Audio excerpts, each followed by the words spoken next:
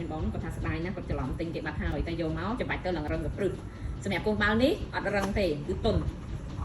ហើយបើសិនជាបងតនេះអាចអញ្ជើញមកចូលច្បាច់នៅ Pharmacy បានថាទន់ដូចអ្នកលក់និយាយមែនអត់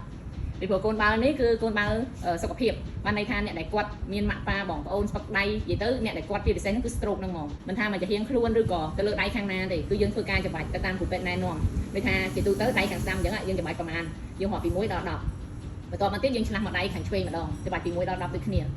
ហើយ brand នេះល្បីនៅឥណ្ឌានេះ brand ទីណនេះគឺគាត់មានលក់ផលិតផលផ្សេងៗទៀតមិនមែនមានតែកូនបាល់ហ្នឹងទេសូម្បីតែហិតចង្កេះ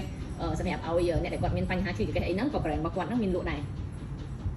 ហើយតម្លៃសមរម្យទៅអង្គមីទាំងអស់គ្នាដូចខ្ញុំបញ្ជាក់អញ្ចឹងមួយតែ 25,000 ទេតែប្រើរាប់ឆ្នាំពួកកូនបាល់នេះអត់មានខូចទៅណាទេឲ្យតែយើងទុកឲ្យបានត្រឹមត្រូវឆ្ងាយពីដៃក្មេងបើក្មេងក៏អត់យកទៅបោះចោលគាត់យកទៅលេងអីទេអត់មានងាយខូចទៅណាទេខ្លាចតែគាត់ចាប់ហែកទៅអញ្ចឹងសម្រាប់អង្គមីឬក៏បងប្អូនដែលមានអាការៈដូចតែប្រាប់ខាងលើហ្នឹងអាចធ្វើការឆាប់អាកម្មពេកបានឬក៏ចង់មកមើលផ្ទាល់នៅដល់ទីតាំងដែលយើងមានដែរ